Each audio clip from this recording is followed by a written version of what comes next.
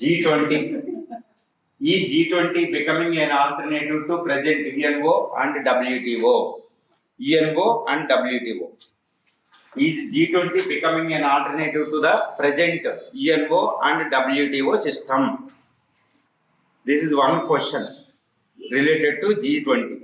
Present G20 అనేది ప్రస్తుతం ఉన్న ఐక్యరాజ్య సమితి మరియు WTO వరల్డ్ ట్రేడ్ ఆర్గనైజేషన్ ప్రపంచ వ్యాపార సంస్థలకే ఆల్టర్నేటివ్ ప్రత్యామ్నాయంగా తయారవుతుందా అనేది ఒక ప్రశ్న అవుతుంది మీకు.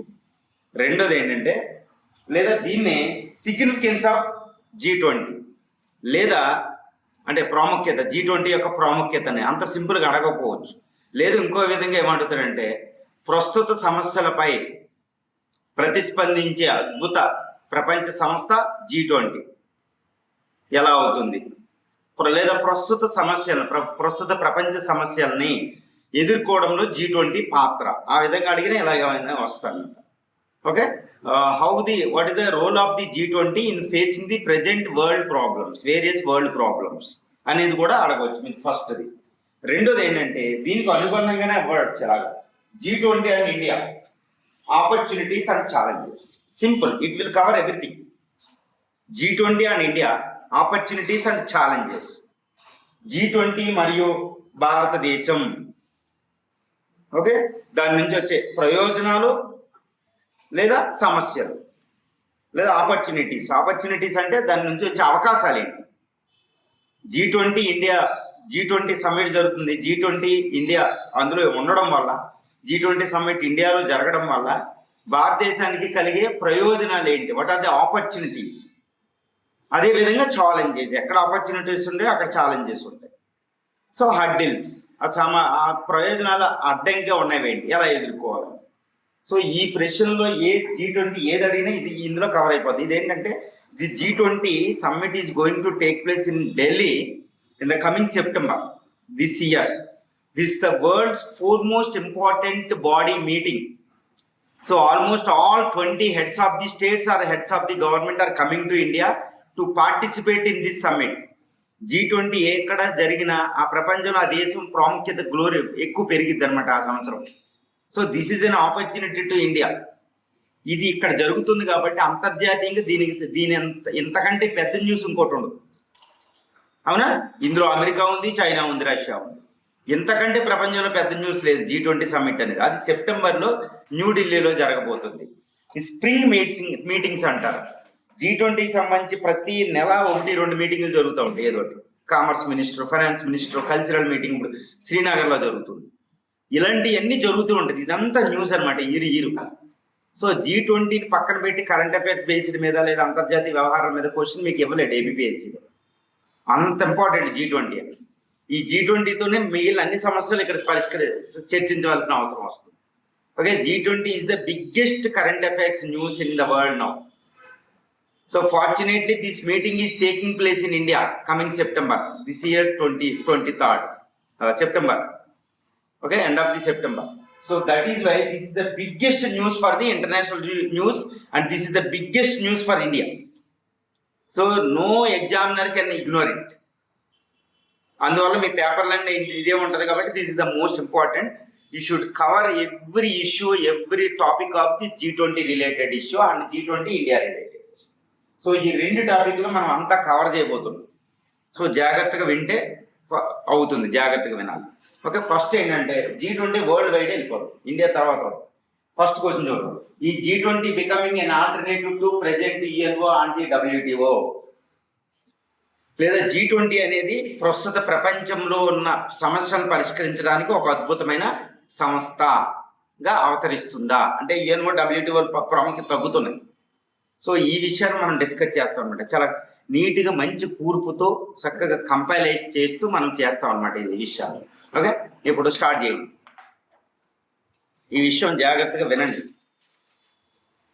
G20, okay, G20 was created in 1999. G20 1999లో ఫౌండ్ చేశారు, స్థాపించారు G20 అనేది. ఈ G20 is an intergovernmental forum. Intergovernmental forum అంటే వివిధ ఒక ప్రభుత్వ సంస్థ అన్నమాట. వివిధ దేశాలు సభ్యులుగా ఉన్న ఒక అంతర్జాతీయ సంస్థ. ఇంటర్ గవర్నమెంటల్ అంటే ట్రాన్స్లేషన్ అలా చేయకండి, తేడా వస్తుంది. ఓకే, ఇది వివిధ దేశాలు, ముఖ్యమైన దేశాలు సభ్యులుగా గల ఒక అంతర్జాతీయ సంస్థ అంతే. an intergovernmental body which represented by head of the states and head of the governments.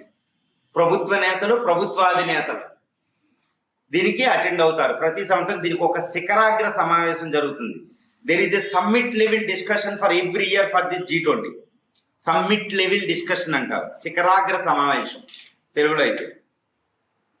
It was founded in 1999. దీన్ని 1999లో స్థాపించారు. కానీ 2008 నుండి 2009 నుండి ఇది శిఖరాగ్ర సమావేశం అవడం మొదలుపెట్టింది. The summit level discussion, annual summit level discussions consistently started since 2008 onwards, 2008-2009. ఎందుకంటే 2008లో ఇంటర్నేషనల్ ఫైనాన్షియల్ క్రైసిస్ వచ్చింది, అంతర్జాతీయ ద్రవ్య సంక్షోభం వచ్చింది. అప్పటి నుంచి G20కి పునరుజ్జీవనం ఇచ్చి దానికి సమ్మిట్ లెవెల్ డిస్కషన్కి వెళ్తున్నారు. ఈ G20 objective, what is the objective of G20? దేనికైనా ఒక ముఖ్య ఉద్దేశం ఉంటుంది. G20 యొక్క ముఖ్య ఉద్దేశం, ఇప్పుడు యునైటెడ్ నేషన్స్ ఆర్గనైజేషన్ ఉంది, దాని ముఖ్య ఉద్దేశం ఏంటి? 3వ ప్రపంచ యుద్ధాన్ని ఆపడం, అంతర్జాతీయంగా మానవ హక్కుల్ని కాపాడడం. అదేవిధంగా G20 యొక్క ముఖ్య ఉద్దేశం 3 పాయింట్లు ఉంటాయి. సింపుల్గా చేసుకోండి, సింప్లిఫై చేయండి, దాన్ని కాంప్లికేట్ చేయకండి. Okay, there are 3 important points for under its main objective. ఈ ముఖ్య ఉద్దేశం 3 పాయింట్లు ఉంటుంది. ఒకటి ఏంటంటే for the international financial stability or world financial stability. దాని తెలుగులో ఏమంటారు? అంతర్జాతీయ ఆర్థిక, అంటే ద్రవ్య కోశ, వేడి చేయకండి, అంతర్జాతీయ ఆర్థిక స్థిరత్వం, అది మేజర్ ఎయిమ్ అండి. ఓకే, రెండోది ఏంటంటే to mitigate the climate change effect, వాతావరణ మార్పు ప్రభావాన్ని తగ్గించడం రెండోది. మూడోది sustainable development, global sustainable development goals ఉన్నాయి కదా 17, అది మేజర్ ఎయిమ్. సస్టైనబుల్ డెవలప్మెంట్, సుస్థిర అభివృద్ధి, అంతేనా? ప్రపంచ సుస్థిర అభివృద్ధి, ఈ 3 అజెండా అండి. అంతేగాని మిలిటరీ ఏమి ఉండదు అది. సో ఈ summit level discussion, during it's summit level discussions mostly these members attended along with head of the state or the head of the government is attending to this meeting along with finance and foreign ministers. అది చాలా important bit కూడా. Finance and foreign ministers attend అవుతారు head of the state. మనం India అనుకోండి, మన prime minister of India plus finance minister and foreign minister attend అవుతారు. G20 is also known as Group of 20 nations. G20, Group of 20 nations, simply. Group of 20 nations. What are the G20 nations? ఇది చాలా important అండి. G20 nations ఏంటంటే, ఇది సింపుల్గా మీరు దాన్ని బట్టి బైహార్ట్ చేయకూడదు. Though it is an essay, at least you should be in a position to write down the what are the members of the G20. ఎందుకంటే they are the prominent countries out of the 250 countries. They are important countries 20. Continent వైజ్గా గుర్తుపెట్టుకోవాలి. నేను కూడా ఇప్పుడు పెట్టుకొని చెప్తాను, ఇది atlas మ్యాప్ని గుర్తుపెట్టుకుంటాం మైండ్లో, పట్టపట్ట వెళ్ళిపోద్ది. రైట్, ఈ group of G20 is also అనేది గ్రూప్ ఆఫ్ 20. G20 అంటే 20 సభ్య దేశాలు గల ఒక గ్రూపు. ఆ 20 సభ్య దేశాలు మీరు రాయకపోతే దీనికోసం మీరు ఏమీ రాయనట్టే. It's not come under the factual information. ఈ 20 దేశాలు కూడా గుర్తుపెట్టుకోకపోతే ప్రపంచంలో మీకు ఏమీ తెలియదు అన్నట్టు. So that is very important. Okay, G20, group of 20 nations, such as this South America represented by 2 countries. South America, continent wise. South America, Dakshin America 2 దేశాలు, Argentina and Brazil. Fast గా రావాలి. Next, North America is being represented by 3 countries. ఉత్తర America 3 దేశాలు ప్రాతినిధ్యం వహిస్తున్నారు ఉత్తర America నుండి. అవేంటంటే Mexico, USA and Canada. 3 అంతే 5 అయిపోయింది. నెక్స్ట్ యూరోప్ రావాలి. ఆఫ్రికా రండి. Africa is being represented by only single country, that is South Africa. South Africa ఇంకేం లేవు. నైజీరియాలో అవేం ఇంకా రాలేదు, కంగారు పడకండి. ఈజిప్ట్ లాగా. తర్వాత Europe is being represented by Europe is represented by Europe.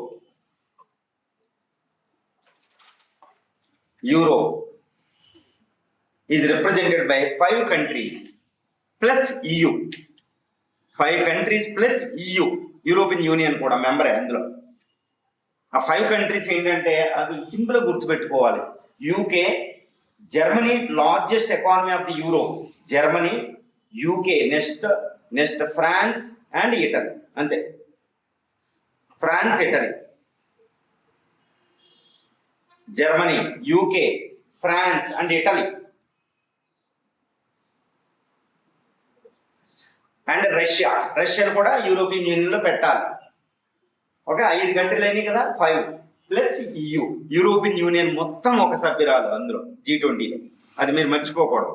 అంటే G20 అంటే గ్రూప్ ఆఫ్ కంట్రీస్లో 19 కంట్రీస్ ప్లస్ యూరోపియన్ యూనియన్ అన్నమాట. సో యూరోప్ నుంచి 5 కంట్రీస్ వచ్చింది. నార్త్ అమెరికా నుంచి 3 South America, from South America 2 countries, from Africa only single country, that is South Africa. వెరస్ ఇప్పుడు Australia next 1. Australia is a continent as well as country. Australia. Next from Asia. ఇది చాలా important. Asia నుంచి 7 countries వస్తున్నాయి. ఇది మనం గుర్తుపెట్టుకోకపోతే problem అవుతుంది. ఏషియా నుంచి China, India, Indonesia, Japan, South Korea. ఎన్ని 5 కదా. Saudi Arabia and Turkey. టర్కీని యూరోప్లో పెట్టకండి, ఏషియాలోనే పెట్టాలి. ఓన్లీ 4% పార్టే యూరోప్లో ఉంటుంది. టర్కీని ఏషియాలోనే పెట్టండి. Turkey, Saudi Arabia middle east నుంచి వస్తాయి. దక్షిణాసియా నుంచి ఇది వస్తుంది, from south Asia India, from east Asia Indonesia, from east Asia China, Japan and south Korea. ఎన్ని వచ్చినాయి? 7 వచ్చినాయా? These are the members. అంటే 19 countries plus EU. These are the members of the G20. ఇది మీకు రాకపోతే you can't analyse the next question. చూడండి representation ఎలా ఉందో చూడండి. It covers the almost every continent. Every continent ఉందా చూసుకోండి. So the main important significance. ఇప్పుడు మీరు ఏం రాయాలంటే, ఇప్పుడు దానికంటే ముందు కొంచెం రాద్దాం, తర్వాత అవుతాం. Significance. The G20 it has annual summit level discussion. Annual summit level discussion. ప్రతి సంవత్సరం దీనికి ఒక శిఖరాగ్ర సమావేశం ఉంటుంది. ఈ శిఖరాగ్ర సమావేశం ఎక్కడంటే ప్రతి సభ్య దేశంలో ఏదో ఒక దేశంలో జరుగుతూ ఉంటుంది కాంటినెంట్ వైజ్గా. ఇప్పుడు 2023 ఇండియాలో జరగబోతుంది. ఓకే, 223 ఇండియాలో జరగబోతుంది. దీనికంటే 222లో బాలీలో జరిగింది, ఇండోనేషియా. ఓకేనా. ఇప్పుడు 223 సెప్టెంబర్లో ఇండియాలో జరగబోతుంది. ఈ సంవత్సరం దీనికి ప్రెసిడెంట్ మన ఇండియా, దీని అధ్యక్షిస్తాం. What president is doing? The president of G20 is doing that simply it is created the agenda to be discussed in this meeting. Agenda is being decided by the member, this president, and it is invited all countries. It bears the burden of all responsibility, include financial. It bears the burden of responsibility of conducting all spring meetings. దీనికి చాలా అనుబంధంగా చాలా మీటింగ్లు సంవత్సరం పొడుగున జరుగుతుంటాయి. ఒక 20 మీటింగ్లు ఉంటాయి ఈ శిఖరాగ్ర సమావేశానికంటే ముందు. ఇవన్నిటిని నిర్వహిస్తుంది.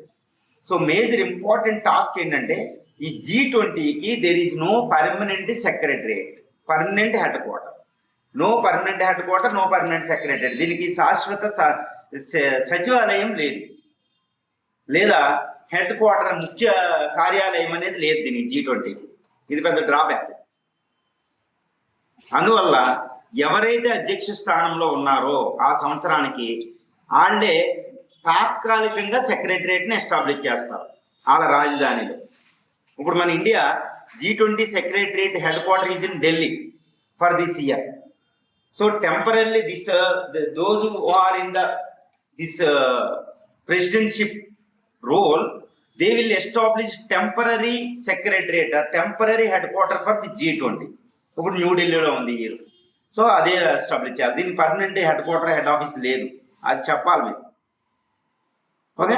సో ఇండియా ఈ G20 శిఖరాగ్ర summit level discussion is there నా, along with there are spring meeting, there are couple of spring meetings like spring meetings అంటే G20 commerce ministries meeting, G20 youth meet, G20 cultural ministries meet, G20 women group women meet, G20 civil societies meet, G20 startup meet. ఇప్పుడు India start చేసింది, G20 startup meeting కూడా పెట్టాం. తిరుపతిలో ఒకటి జరిగింది, గుర్తుందా మీకు? తిరుపతిలో ఏం జరిగింది? G20 మీటింగ్ కూడా జరిగింది తిరుపతిలో. కల్చరల్ మీటింగ్ శ్రీనగర్లో జరుగుతుంది. G20 కామర్స్ ముంబైలో జరిగింది. G20 youth meeting, G20 women meeting, ఎన్ని జరుగుతున్నాయి చూసుకోండి మీరు. నార్త్ ఈస్ట్లో ఒకటి పెడుతున్నాం. అదేవిధంగా G20 మధ్యప్రదేశ్లో ఒకటి పెట్టాం. ఇవన్నీ మీరు చూడాలి. G20 స్ప్రింగ్ మీటింగ్స్ అంటారు, చాలా ఇంపార్టెంట్ మీటింగ్స్. ఎందుకంటే G20 మినిస్ట్రీస్ అందరూ అటెండ్ అవుతారు, హండ్రెడ్స్ ఆఫ్ మెంబర్స్ అటెండ్ అవుతారు. తర్వాత G20 B20 బిజినెస్ 20 మీటింగ్ అదొకటి ఉంటుంది. G20 ఇన్వెస్ట్మెంట్ సమ్మిట్, ఇన్ని దేశాలలో వస్తారు. మనకి ఎంత అవకాశం, అది ఆపర్చునిటీస్ కదా. సో మన ఇండియాని షోకేజ్ చేస్తున్నాం మొత్తం వరల్డ్కి. ఇండియా పవర్ని అంతా షోకేజ్ చేస్తున్నాం. ఆ రోజు వచ్చినప్పుడు ఇదిగోండి మాకు ఇన్ని ఆపర్చునిటీస్ ఉన్నాయని చెప్తాం. కల్చరల్ మీటింగ్ మనం టూరిజం చెప్తాం, G20 టూరిజం మీటింగ్ టైప్ అది. సో అది జమ్మూ అండ్ కాశ్మీర్లో పెడుతున్నాం 20లో. అది ఎంత నీట్గా ఉపయోగిస్తుంది ఇండియా. కాశ్మీర్ మాదే అని చెప్పడం, పాకిస్తాన్ గోల్ పెడుతుంది అక్కడ, చూసారా? So Pakistan, there is a hue and cry from the Pakistan, from China, because we are conducting this meeting in Srinagar. అది అలా మీరు చూసుకోవాలి. దీని స్ప్రింగ్ మీటింగ్స్ అంటారు.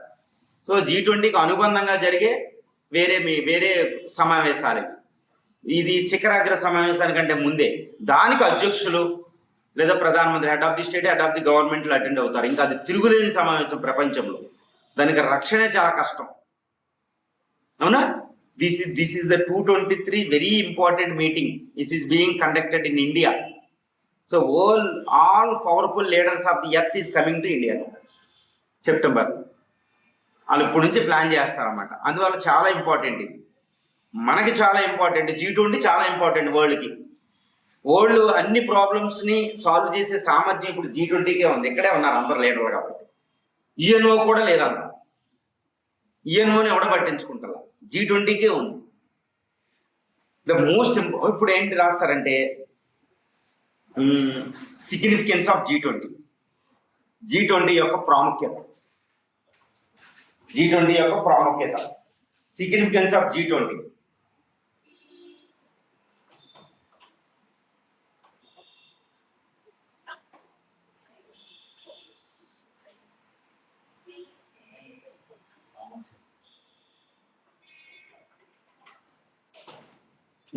Significance of G20. First important thing of G20 is it is being represented by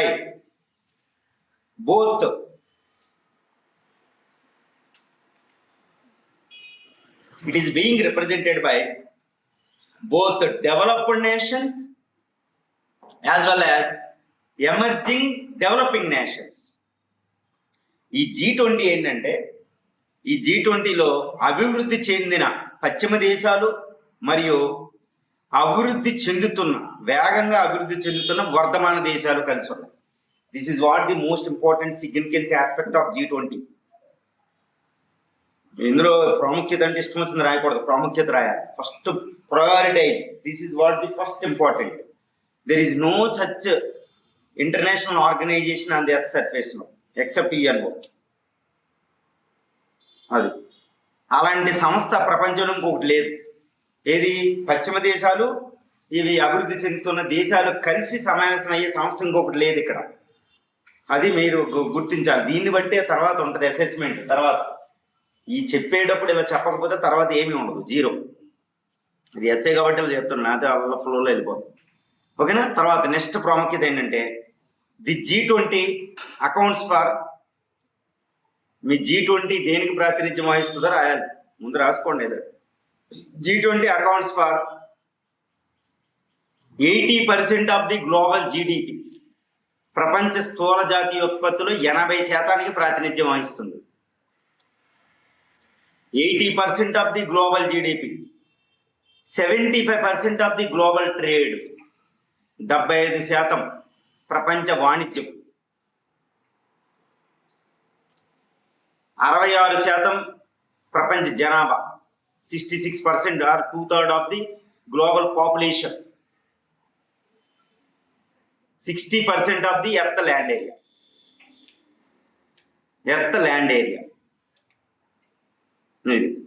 అంటే almost world wide representation ఇక్కడే ఉంది కదా. The countries coming from almost all 5 continents, 5 ఖండాల నుంచి సభ్య దేశాలు ఉన్నాయి. Members from the almost all 5 continents.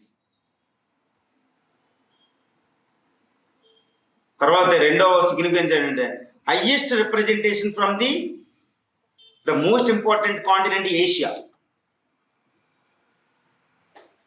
అంతే కదా. Highest representation from the emerging continent from Asia. Emerging continent.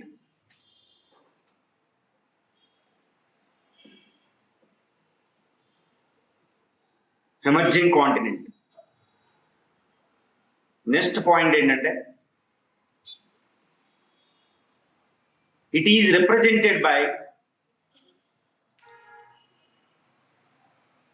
is represented by US led coalition. America దాని మిత్ర దేశాలు plus Russia China and its axis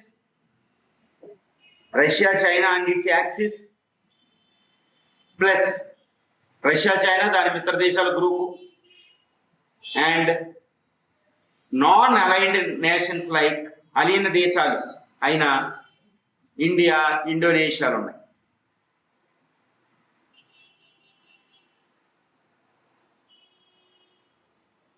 ఇది సో ఈ విధంగా మీకు రిప్రజెంటేషన్ కూడా చూడాలి. సో నెక్స్ట్ పాయింట్ ఏంటంటే it represents the North South dialogue. North South dialogue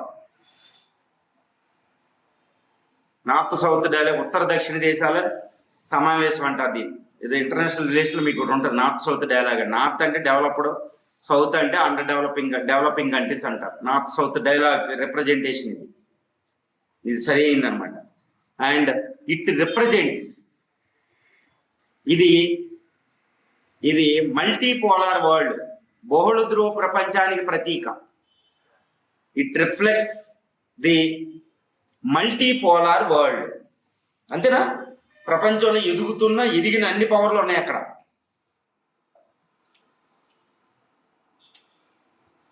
next significance ఏంటంటే తర్వాత ప్రాముఖ్యత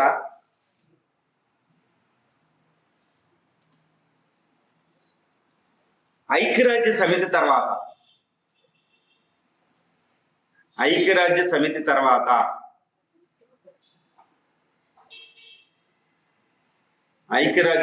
తర్వాత అతిపెద్ద అంతర్జాతీయ సమావేశం ఇది. So next to UNO, this is the biggest international summit to debate on the international issues, various important international issues. ఐక్యరాజ్య సమితి తర్వాత ఇది ఒక అంతర్జాతీయ సమస్యలను చర్చించుకునే అతిపెద్ద అంతర్జాతీయ సంస్థ.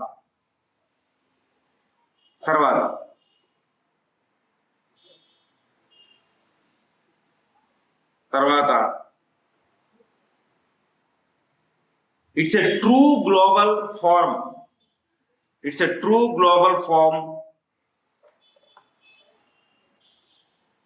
టు డెలిబరేట్ ఆన్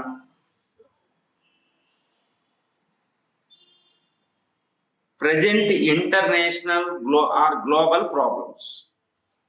ప్రస్తుత అంతర్జాతీయ సమస్యలపై చర్చించడానికి ఉన్న వాస్తవికమైన అంతర్జాతీయ సంస్థ ఇది. True global organisation.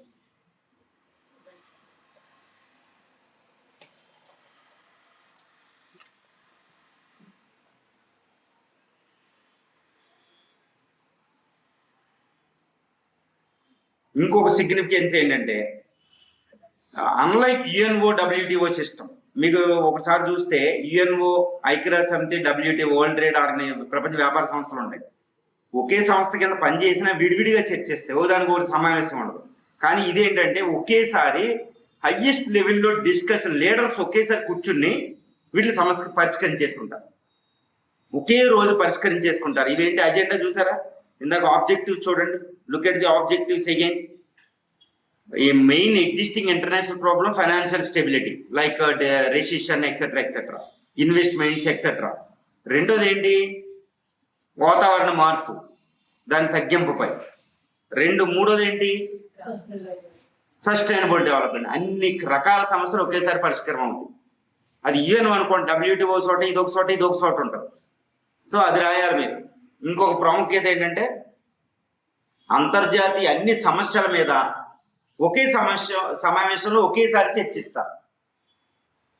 Unlike in UNO, unlike in UNO WTO system, this meeting is deliberate on all international problems simultaneously. All international problems covering the environmental, financial and political issues simultaneously. So in this way it is more effective body than UNO and WTO. More effective than the UNO and WTO system.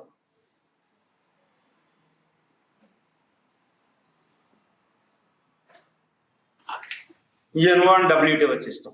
తర్వాత సింపుల్గా మీరు చూసుకోండి ఎలా అంటే UNO అంటే united nations organisation. It formed on October 24, 1945.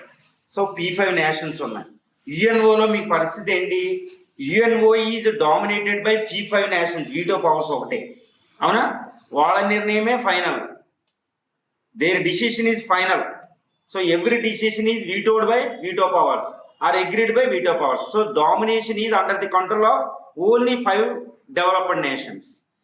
But whereas G20 lo, so both the developed and developing nation unanimously they are taking the decision at the highest level, head of the state level lo or head of the government level lo జరిగిపోతుంది. So it is more effective కదా. అందువల్ల ఐక్యరాజ్య సమితి form అయినప్పటి నుంచి దాని యొక్క స్థాయి పడిపోతూ ఉంది, దాని సామర్థ్యం పడిపోతుంది. ఇప్పుడు ప్రపంచ సమస్యలను పరిష్కరించే సామర్థ్యం ఐక్యరాజ్య సమితికి లేదు ఇప్పుడు. అందుకేనా లేదు, ఎందుకంటే ఐక్యరాజ్య సమితిలో ఈ P5 నేషన్స్గా వీటో పవర్స్గా చెప్పబడే 5 దేశాలకే ప్రాముఖ్యత, వాళ్లే నిర్ణయం తీసుకునేది. సో వర్ధమాన దేశాలు, అభివృద్ధి చెందుతున్న దేశాలకు అసలు వాయిసే లేదు. So now G20 is providing the voice for the even emerging economies. So it represents the present world. So it is more effective than the WTO, UNO, ఐక్యరాజ్య సమితి.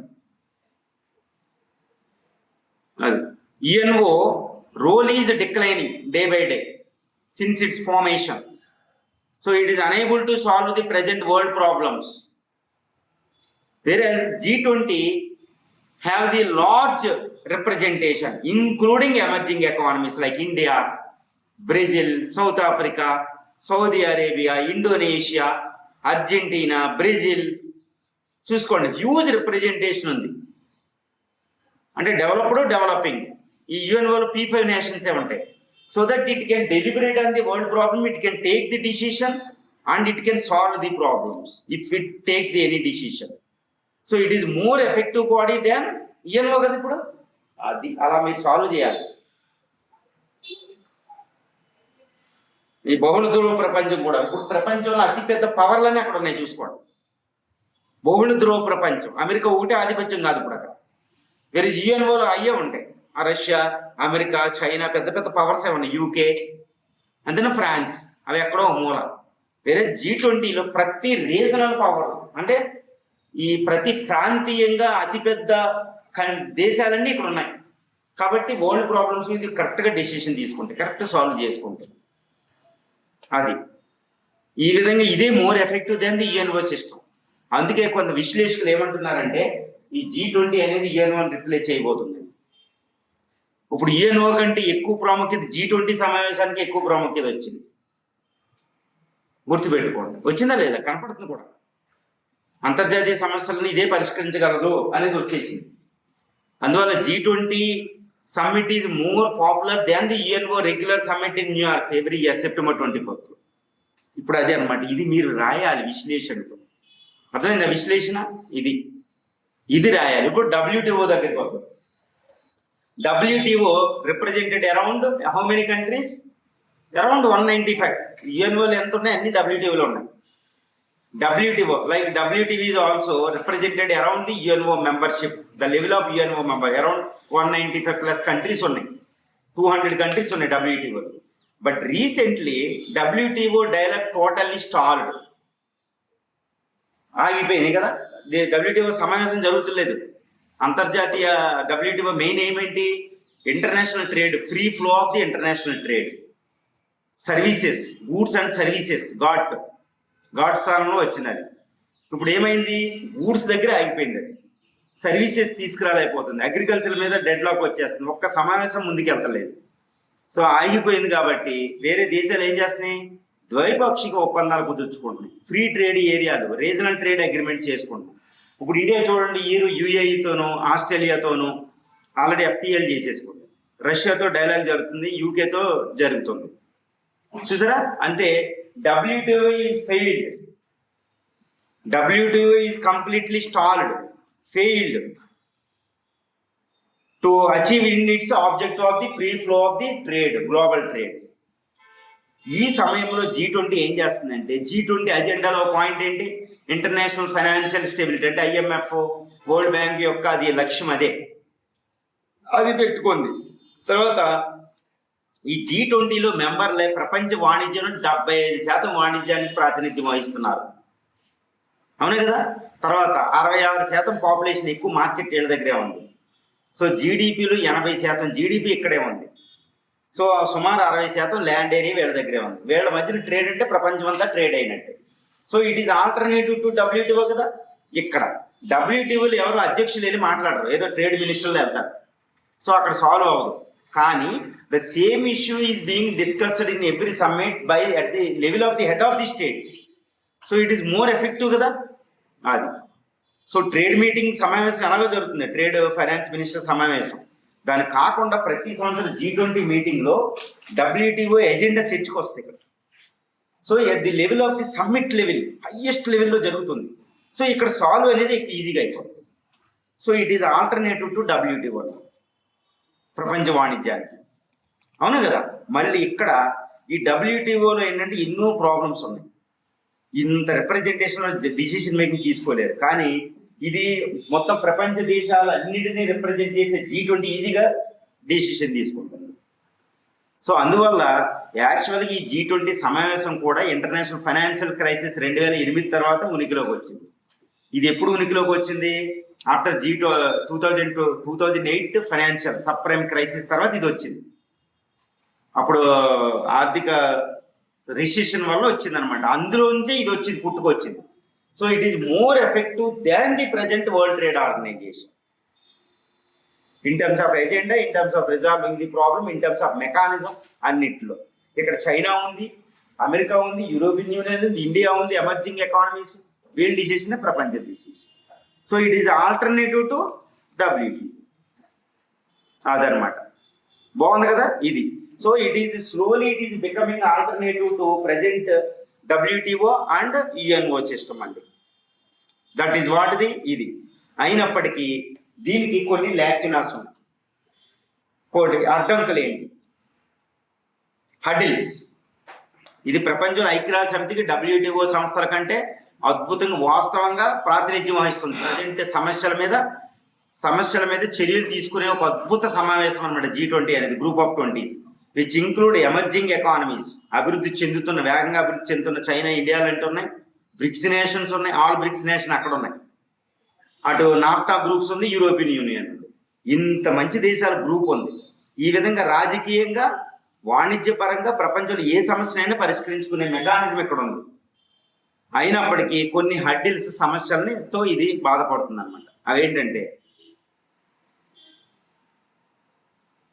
ఈ సమస్యలే దీన్ని ఎదుర్కోవడంతో ఇంకా G20ని స్ట్రెంగ్తన్ చేయడం అని కూడా మాట్లాడుకోవచ్చు. ఏంటి?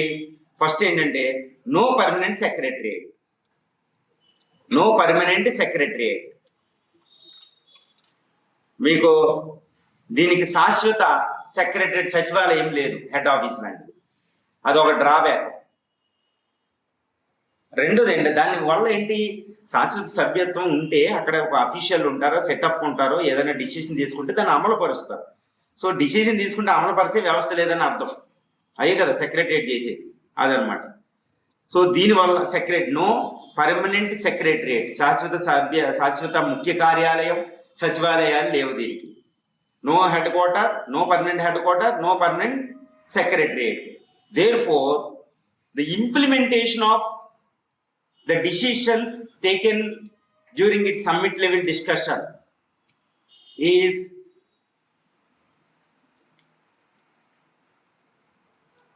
no implementation of decision taken at the summit level discussions. No follow up, no decision, implementation of decisions. ఇది ఒక పెద్ద డ్రాబ్యాక్. WTOకి జెనీవాలో ఉంది, UNOకి అక్కడ ఉంది న్యూయార్క్లో. చిన్న చిన్న దాంట్లో కూడా ఉంది. ఇప్పుడు సార్కులు అంటే వాటిలో కూడా శాశ్వత ఏషియన్కి ఉంది, జకార్తాలో, కౌలాలంపూర్. అలాగే బ్రిక్స్కి అక్కడ ఉంది, షాంఘైలో. SCOకి ఉంది, దీనికి లేదు. సో ఇంత సమావేశం అది పెద్ద వీక్ పాయింట్, అంటే పెట్టాలి అని అర్థం. సో అది అవసరం ఉంది అర్జెంటుగా, అది కూడా పెట్టేస్తారు, ఏం కాదు, దాని అవసరం ఉంది. తర్వాత ఇంకోటి ఏముంది, దీని మీద కూడా విభేదాలు ఉన్నాయి, ఇది ఎక్కడ పెట్టాలని. ఇది చైనాలో పెట్టాలి, అమెరికాలో పెట్టాలి, వీళ్ళిద్దరు కొట్టుకోవడం. దీని బదులు సైబర్లో ఉండాలి ఈ హెడ్ క్వార్టర్ అనేది. ఒక చోట అసలు వద్దు, ఎవరిదో ఒకటి ఉంది, సైబర్గా కూడా పెట్టుకోవచ్చు. అంతా ఆన్లైన్ వచ్చేసింది, ఆన్లైన్ మెకానిజంలో పెట్టేస్తారు ఇప్పుడు హెడ్ క్వార్టర్, అంతే అలా షిఫ్ట్ అయిపోతుంది. అది కూడా పెట్టుకుంటున్నాను. చాలా డెలిబరేషన్స్ ఉన్నాయి దీని మీద. తర్వాత రెండో వీక్నెస్ ఏంటంటే,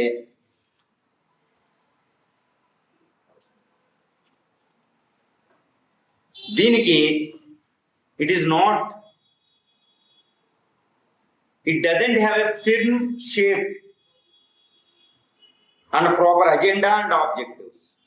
దీనికి వాస్తవంగా ఒక పూర్తి స్వరూపం కానీ, పూర్తి అజెండా కానీ, లక్ష్యాలు కానీ లేవు.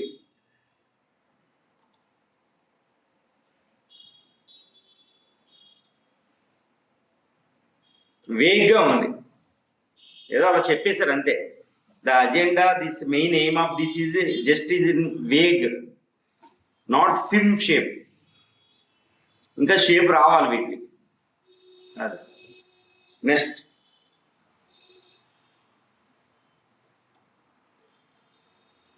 This summit level discussions become the venue for the competitive politics. పోటీ రాజకీయాలు ఎక్కువైపోతున్నాయి ఇక్కడ. దానికి ఉదాహరణ ఏంటంటే, బాలి సమ్మిట్లో పుతిన్ గారు అటెండ్ అవ్వాలి, ఒక ఏకాభిప్రాయం తీసుకోలేకపోయారు ఒక విషయం మీద కూడా. అక్కడ కూడా competitive politics.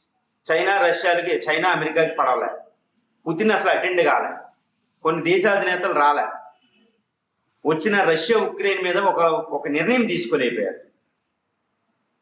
So competitive, this is becoming the venue for the competitive politics. ప్రపంచ రాజకీయాల్లో ఒక వేదిక అయిపోతుంది. సో నిర్ణయం అనేది కష్టమైపోతుంది. తర్వాత మెయిన్ ఏంటంటే, బ్రిక్స్ SCO దీంతో పోటీ పడతాం. BRICS and SCO meetings are competing with it, especially BRICS. ఒక పోటీతత్వం ఉంది.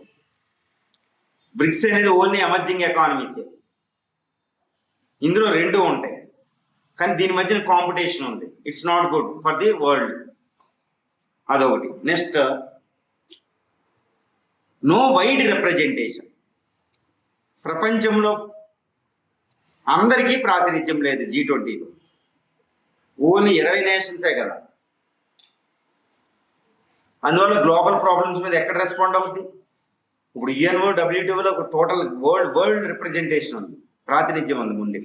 ఇక్కడ 20 దేశాలకే ఉంది, ఇంకా పూర్తిగా ప్రాతినిధ్యం రాలేదు. ఇప్పుడు ఆఫ్రికా నుంచి ఒక దేశం వచ్చింది, ఇంకా చాలా ప్రాతినిధ్యం కావాలి. ఏషియా నుంచి ఇంకా ఎంతో రిప్రజెంటేషన్ కావాలి, ప్రాతినిధ్యం పూర్తిగా లేదు అది. తర్వాత